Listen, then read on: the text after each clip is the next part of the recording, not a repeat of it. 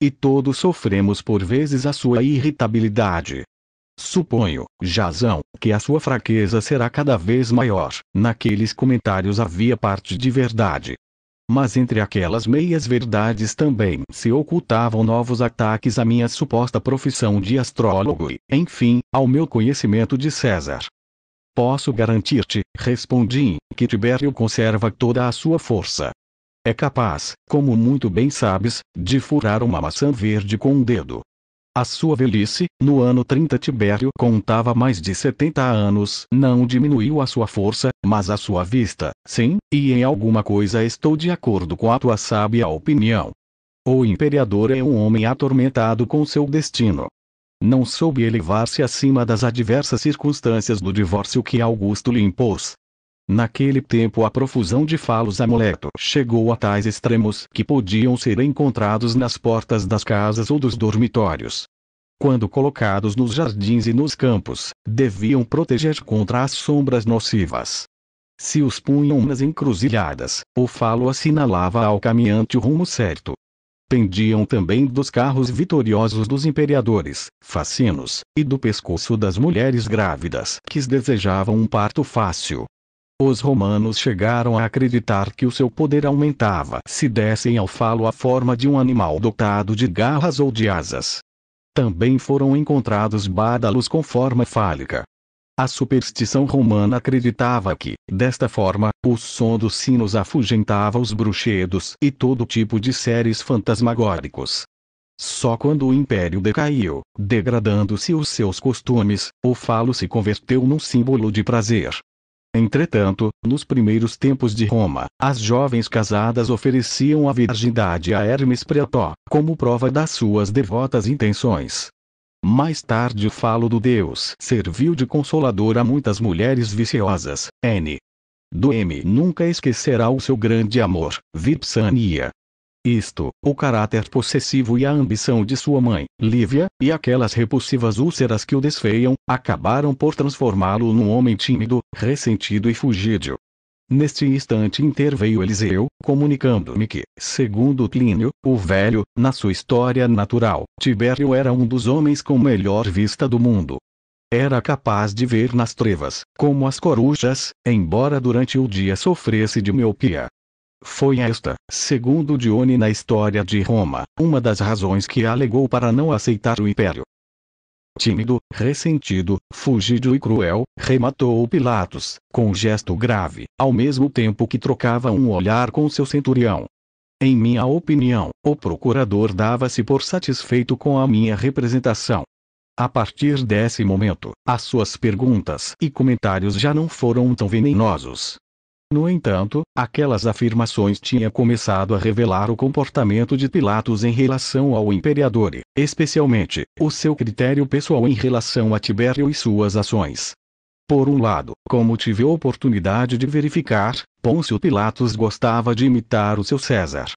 Por outro, odiava-o e temia-o com a mesma intensidade. Aqueles últimos anos de Tibério, desde um pouco antes da sua ida para Cassi, foram de autêntico terror.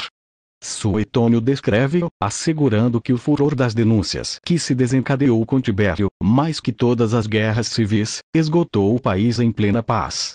Todos se espiavam e tudo podia ser motivo de secreta delação ao César. O caráter desconfiado de Tibério alimentou, e não pouco, esta vaga de denúncias. E quando algum homem corajoso, como Calpurnio Piso, levantava a sua voz protestando por esta situação, o César encarregava-se de aniquilá-lo. Tibério via traidores e traições até nos seus mais íntimos amigos e colaboradores. O terror tiberiano chegou a tais extremos que, segundo conta Suetônio, se espiava até uma palavra saída num momento de embriaguez e o gracejo mais inocente podia constituir um pretexto para denunciar. Esta gravíssima situação, de enorme transcendência, em minha opinião, na altura de julgar o comportamento de Pilatos com Jesus de Nazaré, fica perfeitamente demonstrada com o acontecimento protagonizado por Paulo, um pretor que assistia a uma refeição. Sêneca conta-o na sua obra A Beneficência. Paulo tinha um anel de camafeu, onde estava gravado o retrato de Tibério César. Pois bem, o pobre Paulo, apertado por uma necessidade fisiológica, cometeu a imprudência de pegar no urinol com aquela mão. O fato foi observado por um tal Maro, um dos mais conhecidos delatores da altura. Mas um escravo de Paulo apercebeu-se de que o delator espiava o amo e, rapidamente, aproveitando-se da sua embriaguez, tirou-lhe o anel do dedo, justamente no momento em que Maro dava aos convidados como testemunha da injúria que se ia fazer ao imperador, aproximando a sua efígie do urinol. Nesse instante, o escravo abriu a mão e mostrou o anel. Aquilo salvou o imprudente Paulo da morte certa e da perda total dos seus bens que, segundo a lei de Tibério, iam sempre parar às mãos do delator. Isto e velhos ódios eram as causas mais vulgares em todas as denúncias. Pôncio Pilatos, naturalmente, conhecia estes fatos e temia, como qualquer outro cidadão de Roma, ser o alvo dos muitos delatores, profissionais ou amadores, que então pululavam. No escasso tempo que permaneci perto dele, tive a intuição de que Pilatos não era exatamente um covarde. O fato de representar César numa província tão difícil e turbulenta como Israel pressupunha que, pelo menos em teoria, se tratava de um homem de certa têmpera, embora fosse mau político, como demonstrou, negando-se a retirar as imagens de César em Jerusalém, ou apropriando-se do tesouro do templo para a construção de um aqueduto, creio, em abono da verdade, que o procurador podia sentir medo da situação pela qual, naqueles anos, passava o império, mas não da verdade, quando esta surgia límpida e diretamente entre os homens. Assim acontecia na sexta-feira. Pilatos apresentava-se para mim como um homem instável emocionalmente, mas não como um covarde, tal como sempre se pretendeu. Este, como veremos, mais adiante, deveria ser outro conceito a rever, em especial pela Igreja Católica. Tímido, ressentido, fugidio e cruel, repetiu o procurador, mergulhado em pensamentos inescrutáveis. O silêncio caiu pesadamente na sala. José, que parecia não acreditar enquanto estava ouvindo, agitou-se nervoso na sua cadeira de couro. Justamente aquele violento silêncio deve ter arrancado Pilatos às profundidades da sua mente. Adotando um tom mais conciliador, perguntou de novo. Mas, conta-me, Jasão, a que se dedica agora o imperador? Que faz? Como já comentei, entendo que Tibério fugiu de Roma, fugindo de si próprio.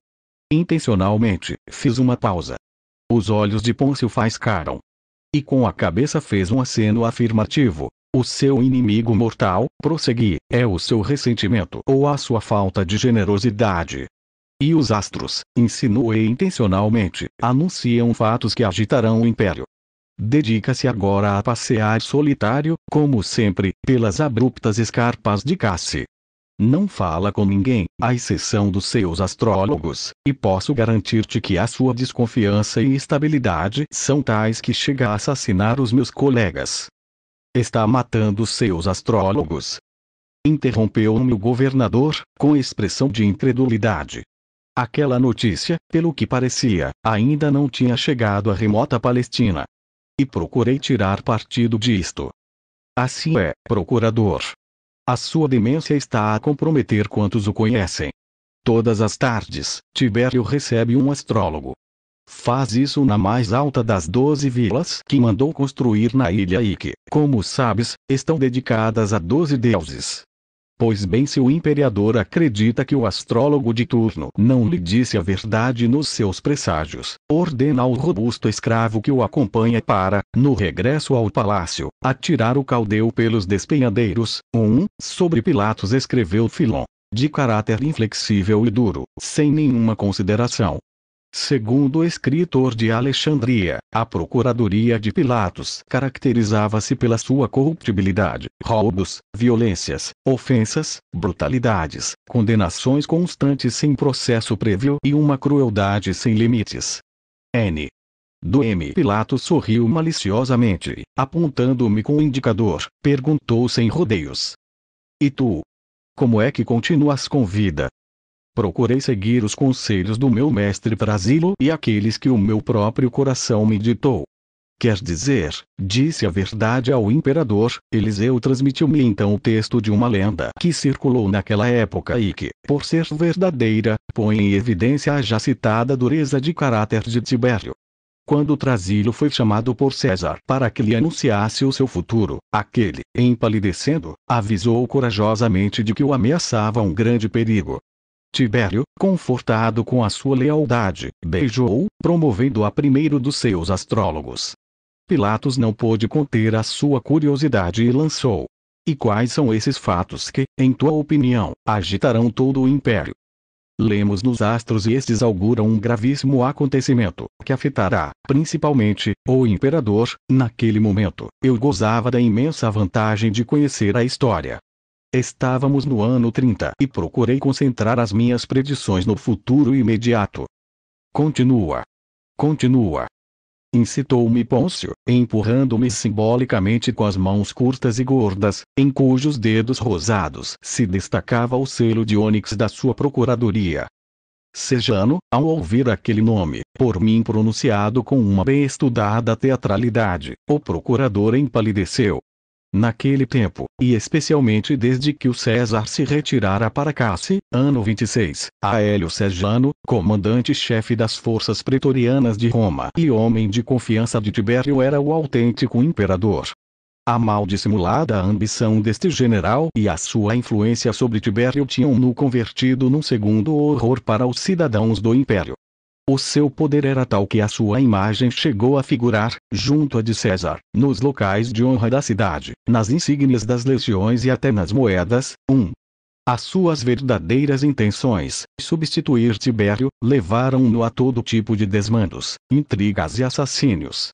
Tentou mesmo casar-se com uma das netas de Tibério, possivelmente com Júlia Lívila, filha de Germânico, mas César contrariou, truncando assim as esperanças de Sejanos de apagar a origem obscura e humilde do seu berço.